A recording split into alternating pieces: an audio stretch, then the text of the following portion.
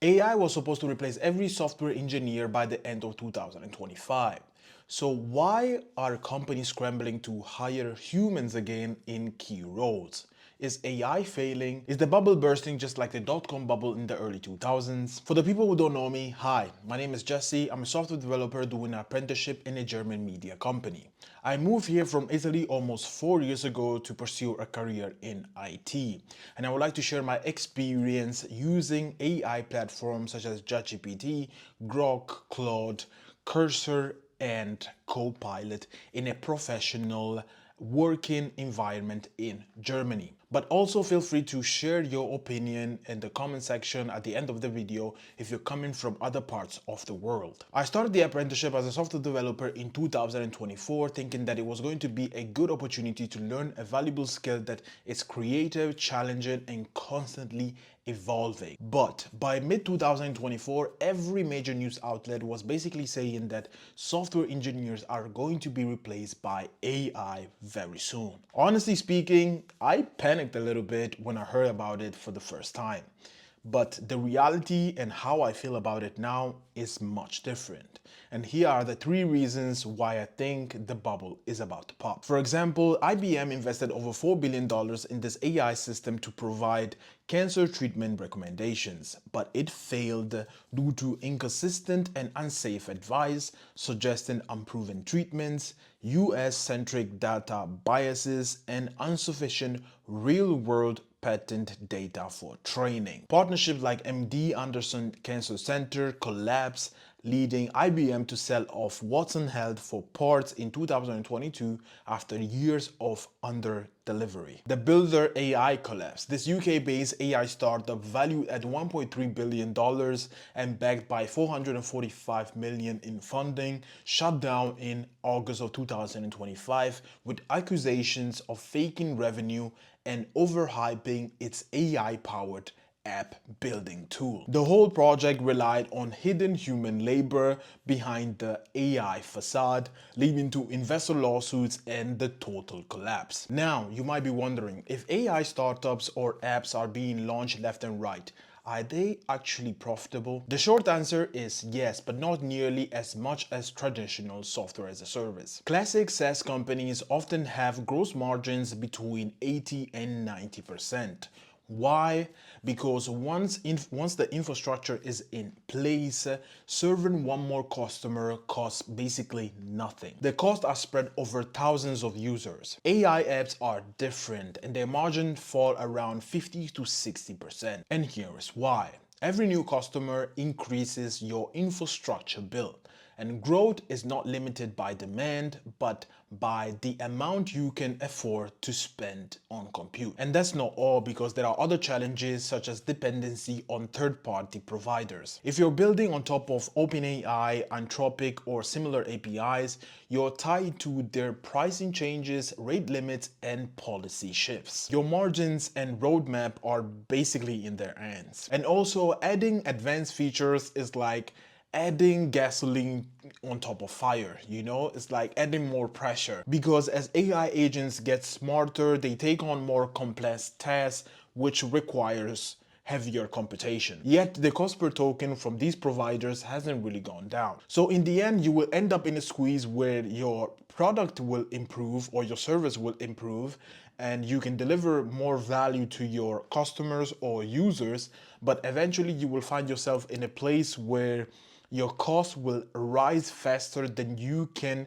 raise your own prices for your service or product. So in the end, flat pricing would eventually stop working in this model, and what looks like scalable AI hype, shiny objects on the surface will quickly turn into balancing an act between growth, cost, and sustainability. That's just one part of the story. Now let's talk about what all this means for developers themselves. Talking to some friends, I noticed that in some industries it's all about getting something done fast and cheap. Think data analysts crunching numbers in Excel or writing quick Python scripts. Many of these roles have a super low bar for code quality. LLMs are a gold mine for people or employees who would rather skip learning Python and get a script that works most of the time. A lot of employees would rather start using AI to avoid coding altogether.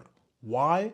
Because good enough is often enough to keep the boss happy. This worse is better mindset or approach means company can churn out quick solutions, make easy money or make money quickly and iterate later. It's not pretty, but it's the reality. But here is where it gets messy. LLMs are not senior engineers. They are more like over-enthusiastic junior developers, great at spitting out code quickly, prone to bugs and inefficiencies, and naive solution. A senior engineer would spot these issues basically immediately, while a junior software engineer, just like me, would basically ship the whole thing without realizing the long-term consequences sometimes. And that's exactly what LLMs do. They will give you something quick or fast, but that's not often something that you want to maintain in production. And I know this because I'm still a junior developer. LLMs are surprisingly solid in languages such as Python, JavaScript, and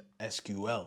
But once you move into stricter or less common languages like Rust, things start to fall apart. Rust syntax is unforgiving and the training data is thinner. I think we can all agree that LLMs are great at boilerplate code or simple scripts in popular languages such as Python, but for complex systems and niche frameworks, I think you're better off coding it yourself. And the numbers tell a story too, because according to this 2024 GitHub report, 92% of developers use AI tools such as Copilot for repetitive tasks, unit testing, boilerplate code, and quick functions. Also, another story from the IE warns that companies leaning too heavily on AI-generated code could face 20 to 30% increase in maintenance costs down the line.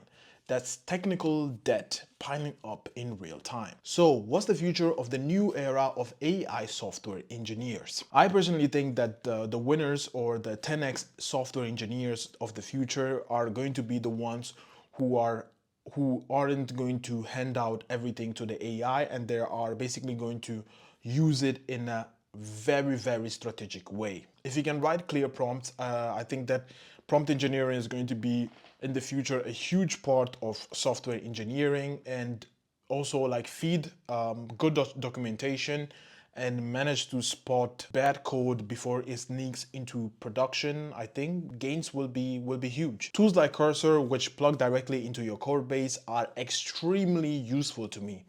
But the only thing is that I cannot really use it right now at work. And yeah, my full takeaway from this whole AI hype is that LLMs are not going to steal your job, at least not yet. You can think of them as your little buddy, great for repetitive tasks or helping you pick up a new language that you really want to learn, but not a replacement for core skills. If you're building a Rust-based game engine or distributed system, you're still the one driving. You're still the one thinking through the whole thing. The hype is real, but so are the limitations. As I said in the beginning of the video, I'm currently working in Germany, and if you're interested in knowing the brutal reality of Germany IT market, I highly suggest you to watch this video next. Thanks for watching, and don't forget to subscribe if you found this useful.